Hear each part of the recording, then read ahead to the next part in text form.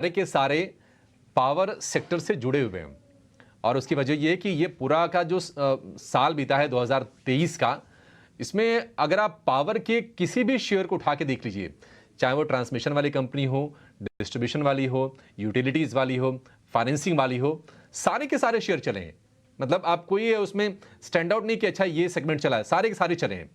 तो अगला जो शेयर है हमारे पास जो लिस्ट में वो है HBL पावर का। और ये जो कंपनी है ये पावर से तो जुड़ी हुई है ही, इसका जो लिंकेज है थोड़ा थोड़ा रेलवे से भी है, तो उसका भी बूस्ट इसको मिल गया HBL पावर को।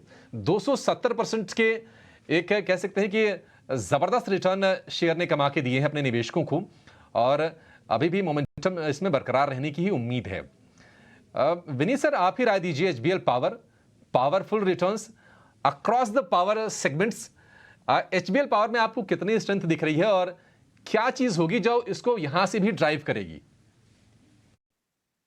देखिए, इनकी जो पावर सेगमेंट है, अगर आप पावर को एक ब्रॉड बेस पे देखोगे तो storage of power, shifting of power from fossil fuels to other sources, और अगर आप इनकी बिजनेस देखेंगे जो एंटी ब्रेकिंग टेक्नोलॉजी है, हमें लगता है कि ये दोनों जो सेगमेंट है एक्सट्रीमली हाई ग्रोथ सेगमेंट्स है और इनकी डिमांड बहुत अच्छी खासी है।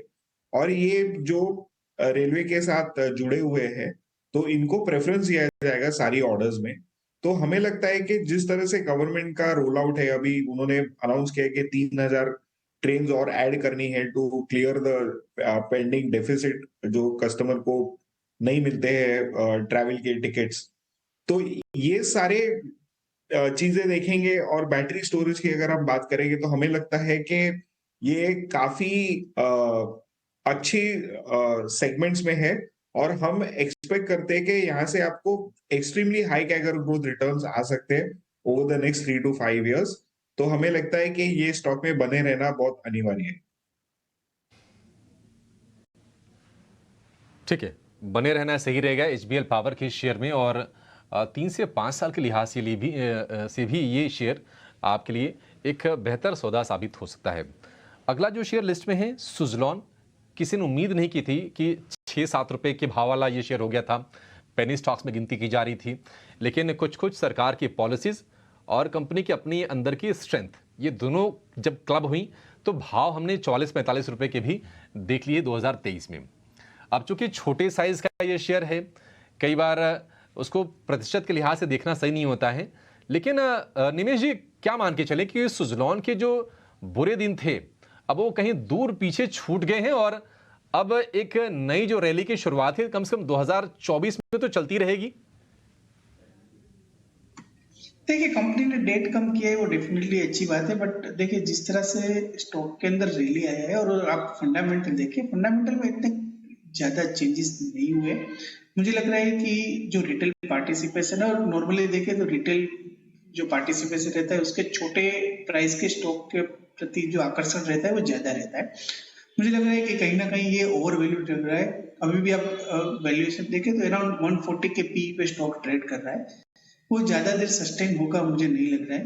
तो मेरी राय क्लियर है कि ये काउंटर से आप एग्जिट कर दीजिए। पावर स्टॉक के अंदर, पावर स्पेस के अंदर काफी अच्छी कंपनियां हैं जो बेहतर रिटर्न दे सकती है। तो आई थिंक जिन लोगों ने लोअर लेवल से लिया है उसको एक बार एग्जिट करने की राय है। मुझे लग रहा है कि आने वाले दिनों वहां पर 25 रुपए का 25 रुपए तक एक करेक्शन देखने को मिल सकता है। तो ये आपके पास अपॉर्चुनिटी है, भी स्टॉक हाई लेवल पे है, तो यहाँ से एक बार एग्जिट कर देना ही सही रहेगा, ऐसा मेरा मानना है सुज़लॉन के अंदर। इसलिए मैं आपको एग्जिट की राय देता हूँ और 25 रुपीज का टारगेट प्राइस देखने को मिल सकता है। ठीक है, सुज़लॉन से एग्जिट की राय है, बहुत तेजी से चला है, फंडामेंटल्स बहुत चेंज नहीं हुए हैं, तो अब सतर्क रहना चाहिए कम से कम सुज़लॉन के शेयर में। टिप में आपसे जानेंगे, REC PFC ने तो जैसे मन बना लिया कि नहीं रुकना नहीं है, मतलब इनके डिक्शनरी में है ही नहीं शब्द ये। पावर फाइनेंसिंग कंपनीज हैं और क्या अमेजिंग रफ्तार रही है दोनों ही शेयरों की, चूंकि क्रॉस होल्डिंग भी है। REC PFC क्या लगता है कि 2024 में कोई थकान आएगी या फिर ये जो रैली बनी हुई है ये जारी रहेगी?